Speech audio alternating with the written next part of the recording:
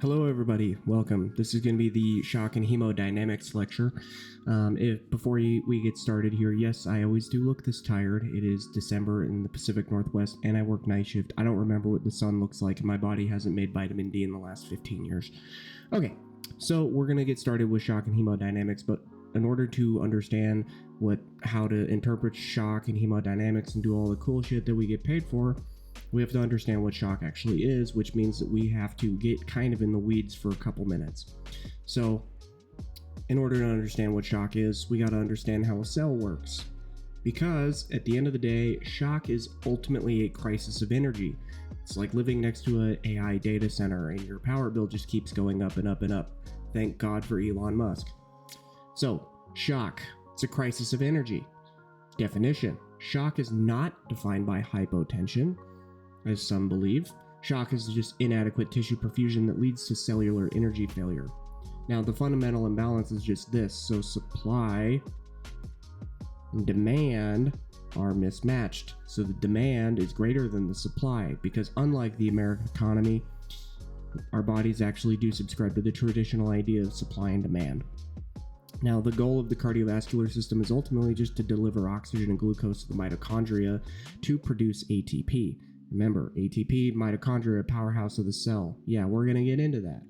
So without ATP, the cellular machinery stops regardless of the blood pressure. And you don't want your cellular machinery to stop because we are made out of billions of cells. So, it's not great if all of them start to die. Okay, anaerobic metabolism. This is the gold standard. This is what your body likes. Your body likes oxygen. Now, believe it or not, we do need to breathe. So, aerobic metabolism. This is the body's preferred metabolic pathway, and it requires a continuous supply of oxygen and a continuous supply of glucose. So how does it work?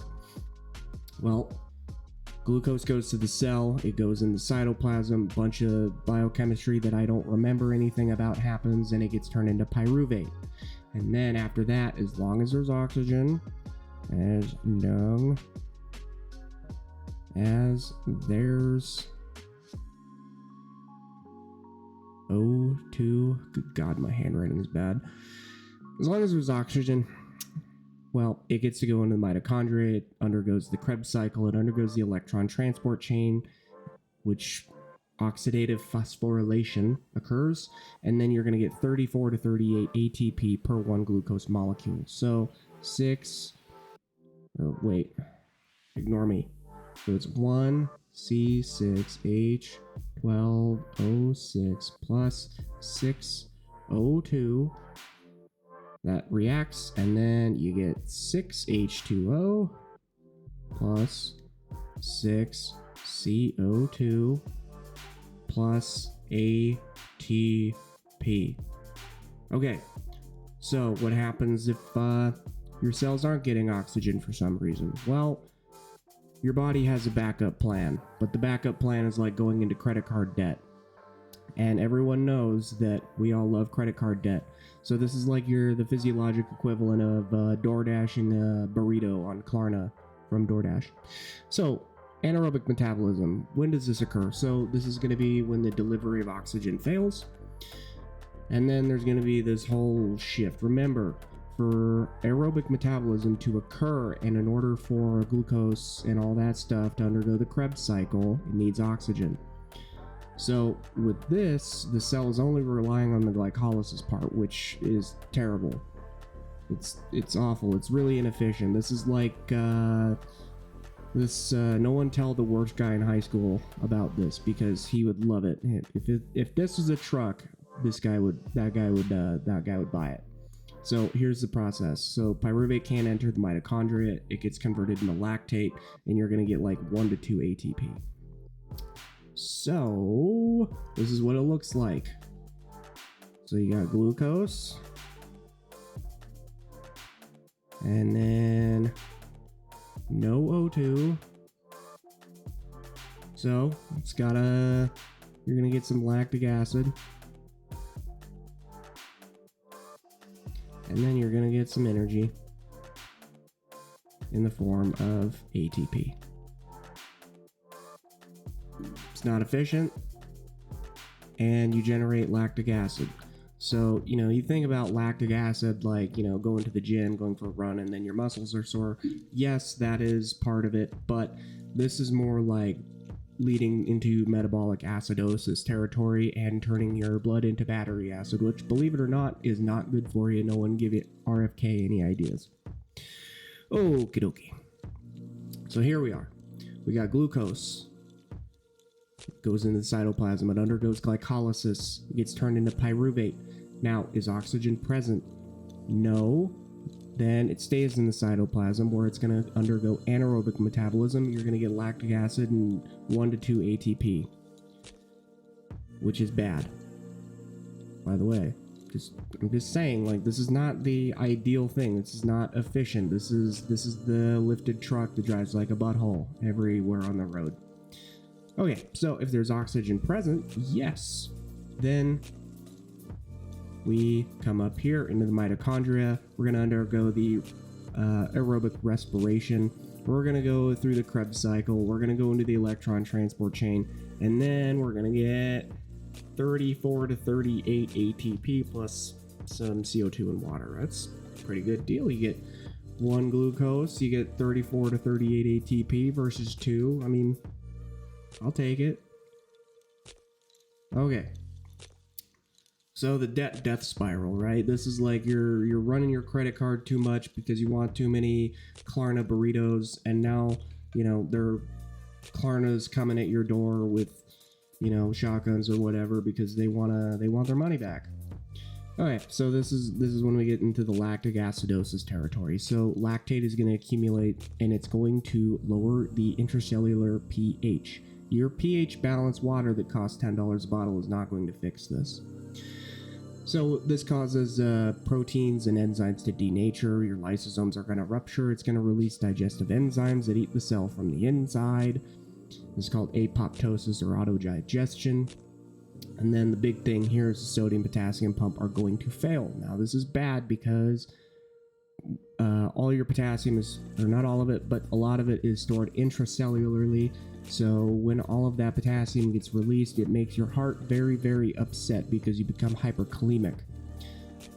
And then this is also going to cause more sodium to enter your cell. Water follows sodium, and then you're kind of getting this like vicious cycle where sodium's coming in, lactate's accumulating, so you got two things hitting the cell that are killing it.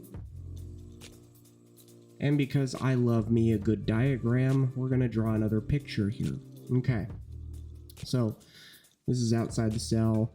This is where all of our, not all of it again, but a lot of it. Our sodium comes out. Sodium is out here. We got potassium in here. So we need to use some ATP. Pumps 3 sodiums out, pumps 2 potassiums in. Everything is great. Now, let's say that our ATP is not being created. So that's going to cause this sodium to rush in.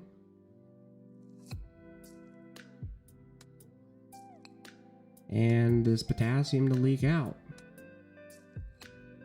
which is the opposite of what should be happening. And then remember that sodium is going to cause water to rush in. Your cell is going to swell and it's going to blow up. At the same time, you're creating a bunch of lactic acid. I didn't change the color because I forgot. This is not water, this is lactic acid. So you're accumulating all this lactic acid, it's making your lysosomes rupture, it's releasing a bunch of enzymes.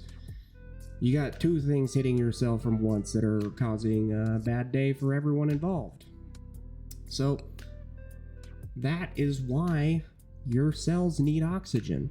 And that is basically why, or what shock is at the end of the day. I mean, shock is, it sounds complicated, but it's really not. It's just when your body needs oxygen and it's not getting it, this is what's happening at the cellular level. So, quick knowledge check here. Okay, so which of the following accurately defines the fundamental physiological state of shock? Is it A, the body's shift from anaerobic to aerobic metabolism? B, a sustained blood pressure below 90? C, inadequate tissue perfusion resulting in cellular energy failure? Or D, a decrease in circulating blood volume? I'll let you sit with that one for a sec.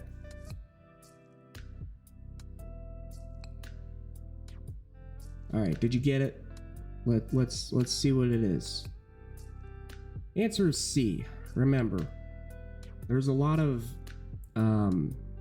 misunderstanding surrounding shock, and that's why I wanted to get into this first, because it's just the imbalance where the supply of oxygen is less than demand. So your DO2 is less than your VO2. I don't know why they use the letter D, and I don't know why they use the letter V, but it's kind of confusing. I'm probably going to mess this up and have to go back and edit this out. But in the meantime, shock is just this. That's all it is. And we know why it's bad, because it causes hyperkalemia. It can cause a bunch of other problems because our cells die because they're not getting the oxygen they need. Lactic acid is accumulating and all that stuff. Okay, question 2.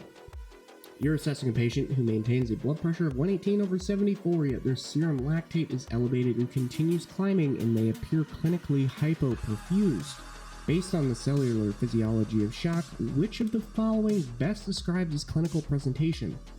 Is it A, the elevated lactate is a byproduct of increased ATP production from the hyperactive electron transport chain?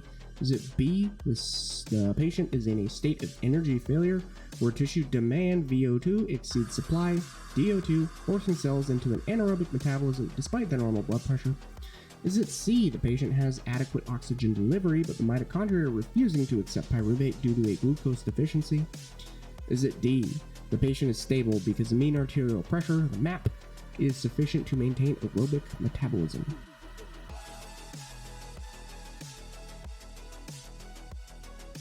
Okay, it's B. It was basically the same question as the last one, just a little bit more in there.